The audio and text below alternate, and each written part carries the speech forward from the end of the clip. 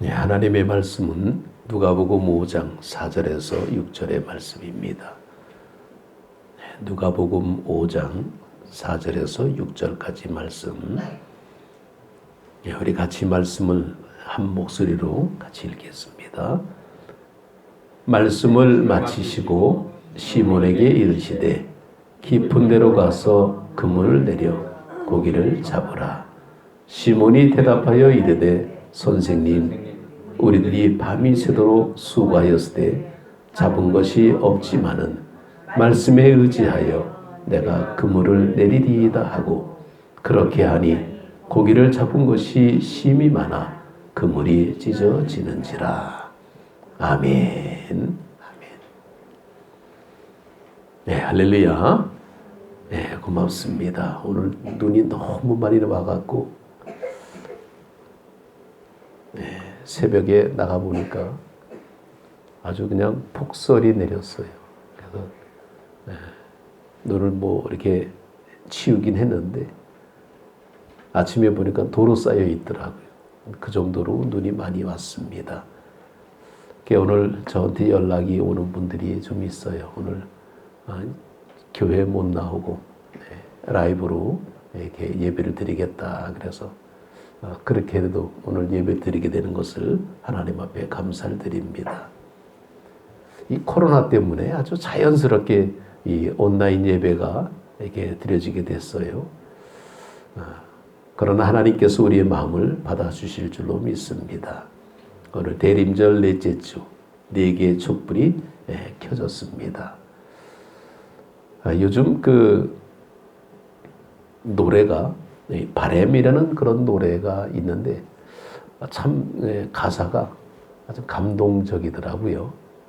내 손에 잡은 것이 하나도 없는데, 참 그런 가사 가운데에 늙어가는 것이 아니라 익어가는 그런 것이 참 아름답다, 이렇게 고백하는 노래가 있습니다. 이게 원래 그 노사연 씨가 부른 노래인데 임영웅이가 불러서 아주 히트를 쳤다 그러죠. 참 감동적인 그런 가사가 있습니다. 늙어가는 것이 아니라 익어간다. 나이가 들어가는 이제 그런 모습이죠. 이렇게 금년 한 해를 이렇게 마무리하면서 우리의 신앙의 모습도 정말 이렇게 연수만 지나가는 것이 아니라 좀 깊어지면 좋겠다. 그래서 오늘 깊은 곳에 그물을 던져라. 깊어가는 믿음에 대한 말씀을 나누고자 합니다. 고린도후서 4장 16절에 보면, 그러므로 우리가 낙심하지 아니하노니 우리의 겉사람은 낡아지나 우리의 속사람은 날로 새로워지도다 하고 말씀합니다. 이제 우리의 모습들이 나이가 들어간다라는 것은 예전과도 조금 달라진다라는 거죠. 젊은 사람들은 해당이 안 되지만은 정말 이렇게 나이가 드신 우리 어르신들이 몇 분 계신데 이렇게 교회에 나온 것도 참 사실은 버거워요. 그럼에도 불구하고 주일날 교회 나온 거 얼마나 행복한가. 참 교회 나올 때 이렇게 얼굴을 맞이하면 이렇게 방긋방긋 웃으시는 모습들이 참 너무나 보기 좋습니다. 그렇다고 우리는 항상 이렇게 늙음에 대한 모습에 우리가 한탄할 것이 아니라 우리의 신앙의 모습이 좀 더 아름답게 익어가면 어떨까라는 것을 찾아보게 됩니다. 오늘 본문의 말씀을 보게 되면 사실은 누가복음 5장 1절부터 11절까지 말씀의 내용입니다. 예수님께서 게네사렛 호숫가에 서서 배 2척이 있는 것을 보시고 이렇게 어부들이 뭐 하나 봤더니 배에서 나와서 그물을 씻고 있습니다. 자, 그물을 씻는다라는 것은 이 일이 다 끝났다라는 것을 의미하게 되고, 주로 밤에 고기를 잡지 이렇게 그물을 씻는 것은 이미 날이 밝았다라는 것을 볼 수 있습니다. 예수님께서 정말 이 말씀을 보면서 이렇게 시몬에게 깊은 데에 그물을 내려라 하는 그 말씀은 모든 게 다 끝난 뒤입니다. 어떻게 보게 되면 떠나간 기차를 이렇게 손을 들면서 세워달라 하는 것하고 똑같아요. 참 말도 안 되는 어떤 그런 상황의 모습인데 놀랍게도 베드로는 예수님께서 말씀하시는 것을 듣습니다. 그러다 보니까 놀라운 사실이 벌어지게 되죠. 고기가 너무 많더라라는 겁니다.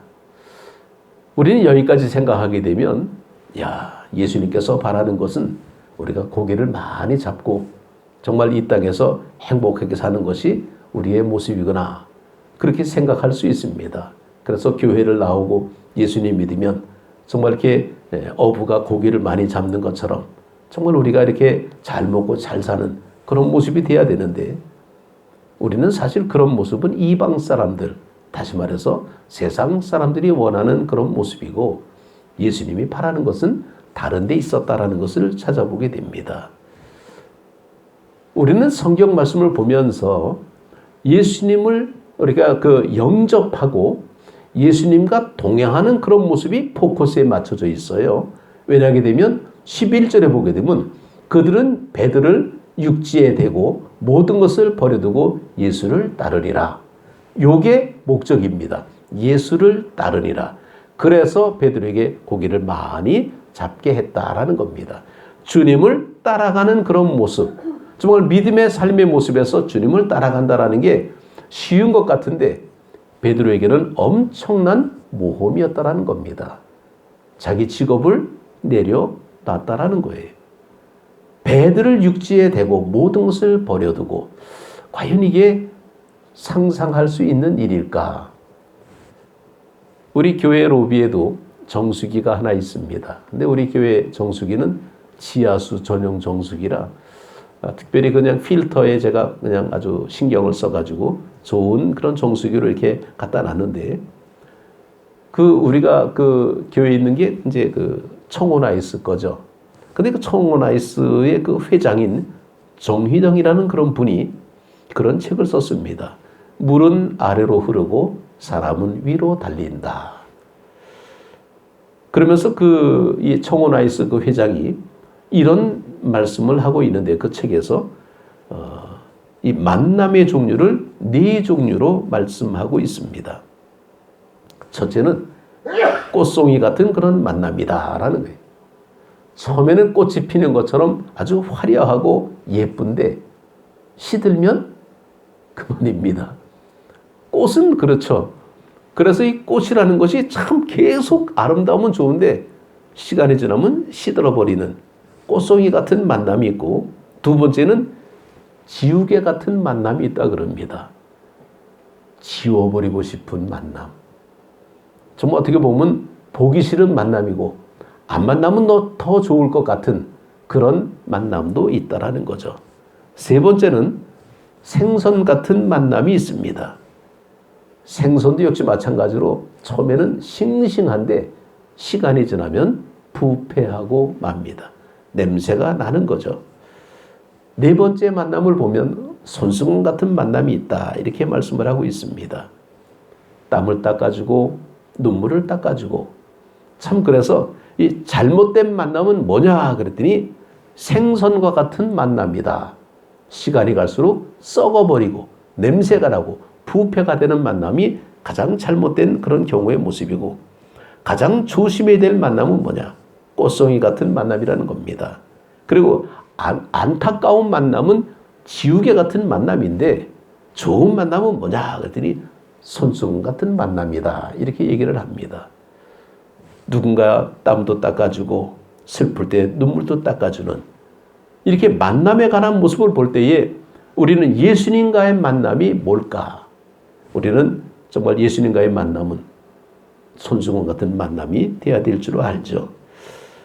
사람이 행동하고 판단하고 움직이는 것은 배워서 되는 게 있고 경험되지는 것이 있고 어떤 그런 자기의 어떤 그런 영역에 어떤 지식에 영향을 받게 돼 있습니다. 예수님의 말씀에는 순종하기 어려운 어려움들이 참 많이 있습니다. 특히 베드로 같은 경우는 갈릴리 바다에서 정말 이렇게 생활하던 잔뼈가 굵은 사람이죠. 어떻게 보게 되면 원조라고 할 수 있는 어부 출신입니다. 그런 베드로에게 정말 밤새도록 고기를 잡았는데도 불구하고 한 마리도 잡지 못했다라는 것. 참 우리가 세상 말로 말하면 재수 없는 그런 하룻밤이었죠. 그래서 배를 육지에 대고 그물을 씻고 있는데 예수님께서 정말 그에게 말씀하고 있습니다. 시몬에게 이르되 깊은 데로 가서 그물을 내려 고기를 잡으라. 어쩌면 그 어부한테 하는 얘기는 무리한 얘기가 될 수 있습니다.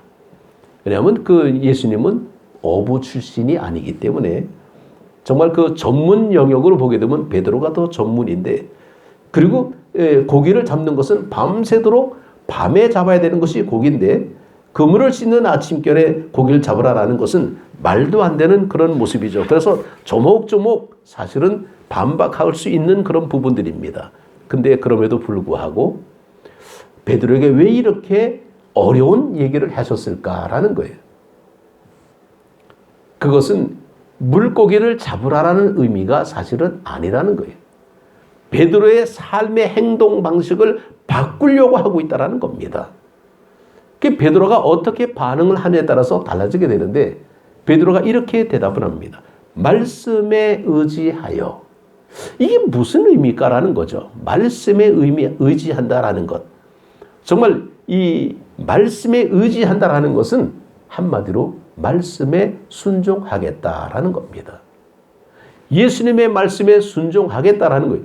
뭐 자기 어떤 그런 경험과 지식과 어떤 그런 여러 가지 백그라운드를 얘기하는 것이 아니라 예수님의 말씀이기 때문에 그냥 순종하겠다.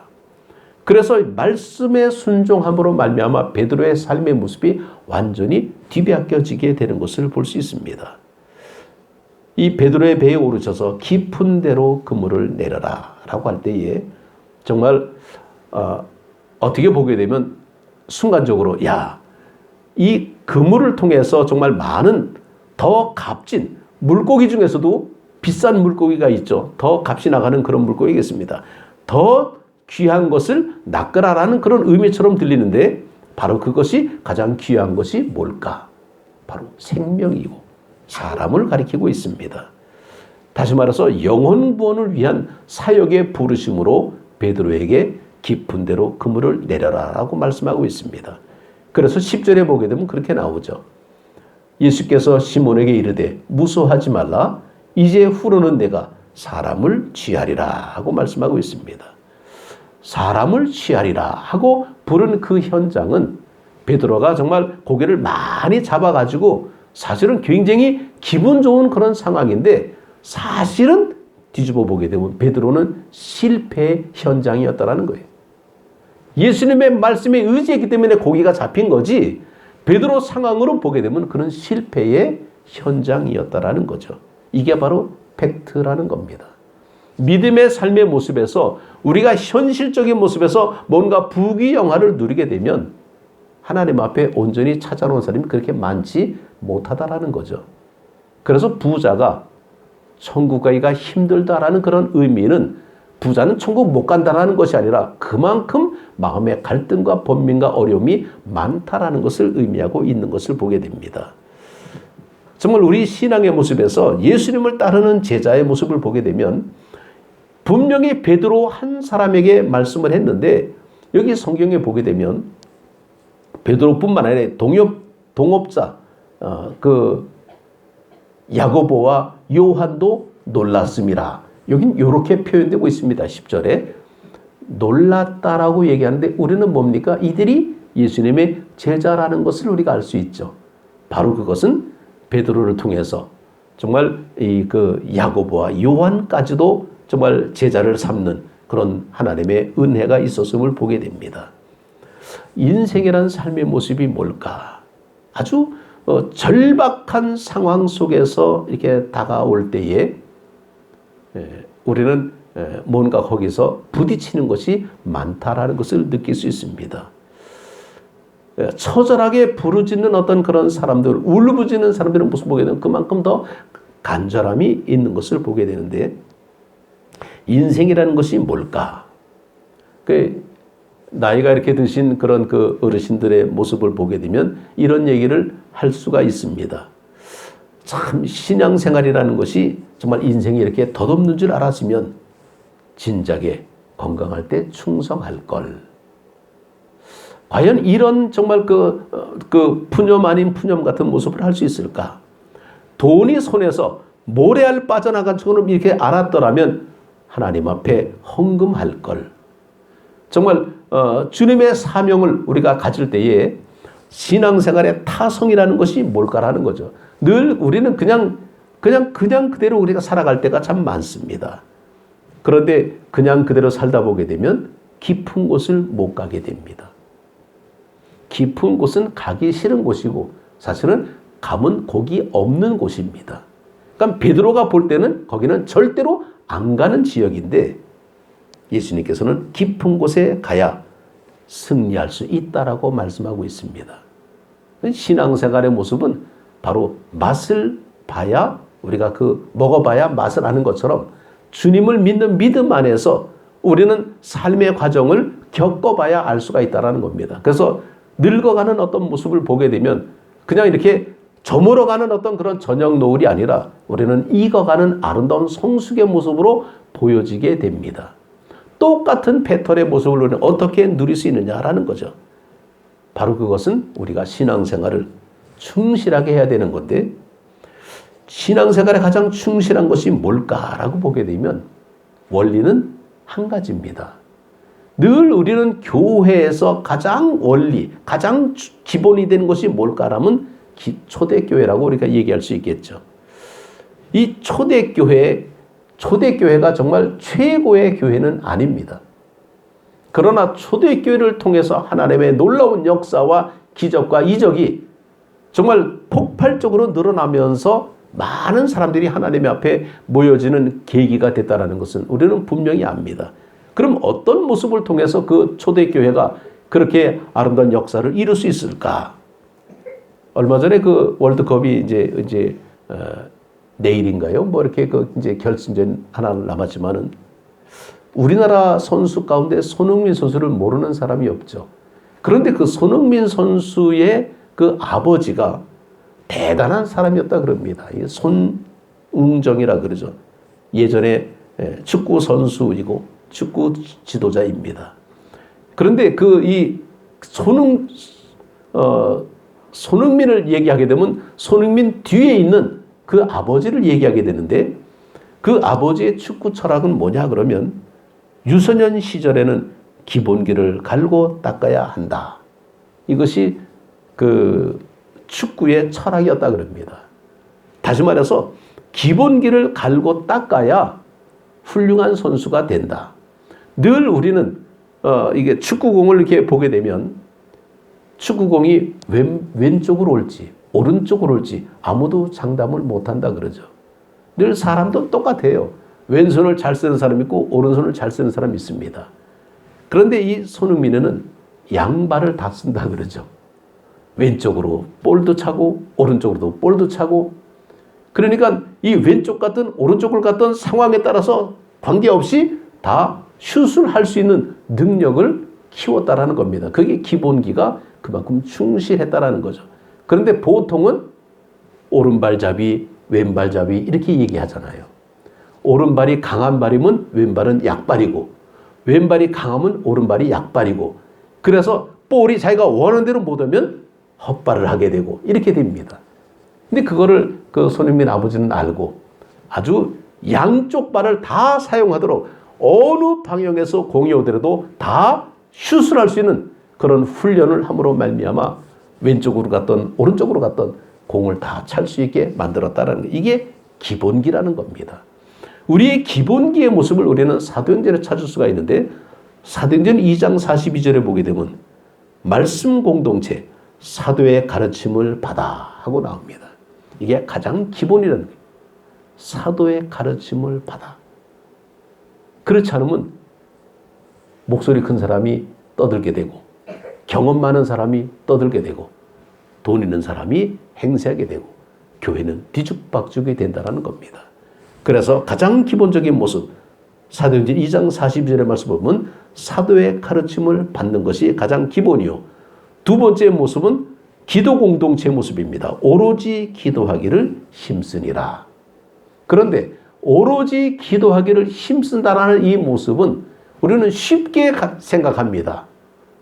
쉬지 말고 기도하라. 그러죠? 안 합니다. 알지만은 못합니다. 그래서 우리는 이렇게 해석을 합니다. 억지로 기도하라. 이렇게 말씀합니다. 쉬지 말고가 아니에요. 억지로 기도하라. 그러다 보게 되면 하나님의 은혜를 우리는 경험하게 됩니다. 세 번째 모습은 서로 교제하고 떡을 떼며라는 교제 공동체 모습. 이게 삼각형 트라이앵글. 이것이 초대교회의 가장 기본의 모습이었다는 거죠. 서로 교제하고 떡을 뗀다라는 것은 서로 사랑하고 배려하고 이해하고 포용하고 받아듬고 정말 서로가 이렇게 가다듬는 어떤 그런 모습. 그래서 이 교회 성장의 모습은 이 도널드 맥가브라는 이렇게 말합니다. 하나님의 소원은 교회 성장이다. 그런데 여기에는 뭐가 깔려냐면 건강해야 된다라는 거죠. 건강하면 어디를 가든 아름답게 성장할 수 있습니다. 우리 교회 로비에 있는 그 알로에가 옆에 이렇게 새끼 알로에가 이렇게 올라온 거 보고 너무 신기하더라고요. 이야, 이게 어떻게 이게 또 새끼가 조그맣게 올라오는 거 보면 너무 이뻐요. 이게 살아있는 건강한 모습이라는 겁니다. 그래서 하나님의 소원이 정말 자기 소원이 아닌 하나님의 소원을 가슴에 품고 하나님 앞에 충성하기를 원합니다. 그래서 저는 내년도 새해 표어를 그렇게 정했습니다. 하나님의 소원을 가슴에 품은 교회. 하나님의 소원, 내 소원이 아닙니다. 내가 바라는 것이 아닙니다. 하나님이 원하시는 하나님의 소원을 가슴에 품은 교회. 이건 바로 건강한 교회예요. 영적으로 승리하는 교회예요. 믿음의 기적이 일어나는 교회가 됩니다. 그래서 마태복음 28장 19절에도 보면 그러므로 너희는 가서 모든 민족을 제자로 삼아 아버지와 아들과 성령의 이름으로 세례를 베풀고 내가 너에게 분부하는 모든 것을 가르쳐 지키게 하라. 볼지어다 내가 세상 끝날까지 너희와 항상 함께 있으리라 하시니라. 주님께서 우리에게 말씀하셨습니다. 우리와 함께 하시겠다. 우리에게 힘을 주신다라는 겁니다. 우리에게 소망을 주신다는 거예요. 어린아이의 꿈을 그냥 무시하거나 그냥 하찮게 여기는 것이 아니라 꿈을 심어주고 꿈을 키우기 위해서 배려해주고 여러 가지 모양으로 정말 이렇게 환대해 줄 때에 아름다운 꿈이 성장의 모습으로 나타날 수가 있습니다. 그래서 우리 시간의 모습은 이제 내년도가 되면 우리 나주안대교회가 23년 차가 되겠죠. 2000년도에 시작을 했으니까. 참 아름다운 그런 그 모습입니다. 그래서 24년이 되게 되면 하나님의 놀라운 역사가 나타나야 되는데 제가 처음에 와서 그렇게 꿈을 꿨는데 24년이 되면 뭔가가 있어야 되는데 이제 24년 되면 1년밖에 안 남았습니다. 큰일 났어요. 이거 어떻게 해야 되나? 하나님 앞에 기도합니다. 하나님, 우리가 어떻게 해야 됩니까? 하나님께서 말씀해 주시겠죠. 하나님의 소원을 가슴에 품고 있으면 언젠가는 싹이 터져 나오게 됩니다. 우리는 잘 가꾸는 작업을 해야 됩니다. 아무리 우리가 뭘 하려고 그래도 하나님이 역사하지 않으면 우리는 다 기우가 되고 맙니다. 그래서 우리는 하나님 앞에 기도하면서 억지로 기도하면서 하나님의 뜻을 찾아가는 그래서 우리의 믿음이 더 깊어지는 그런 믿음이 되어야 될 줄로 압니다. 지난번에 어떤 모임에 갔더니 그 모임의 그 목사님이 굉장히 키가 커요. 그 소개를 하는데 키가 크다고 막 아주 굉장히 칭찬을 많이 하고 있더라고요. 그 다음에 내 차례인데 아니 키 큰 사람 옆에 가서 내가 할 말이 뭐가 있겠어? 딱 생각나는 게 뭡니까? 나는 뿌리가 깊은 사람입니다. 키가 크면 뭐래? 나는 뿌리가 깊다 그랬어. 그랬더니 다 웃더라고요. 성공했죠. 나는 뿌리가 깊은 목사입니다. 뿌리가 깊은 건 뭐예요? 비바람도 견딜 수 있다는 거예요. 어디를 갖다 놔도 저력이 있다는 겁니다. 못할 게 없어요. 나는 양발 축구 선수는 아니지만 어느 데서 탁구공이 날라오든 배공이 날라오든 농공이 날라오든 나는 다 받아 감당할 수 있는 능력이 있습니다. 하나님이 나와 함께 하시기 때문에 감당할 수 있습니다. 내년도에는 정말 하나님의 소원을 가슴에 품고 정말 같은 방향을 바라보면서 함께 전진해 나가는 우리 모두가 되시기를 주님의 이름으로 축복합니다. 기도드리겠습니다.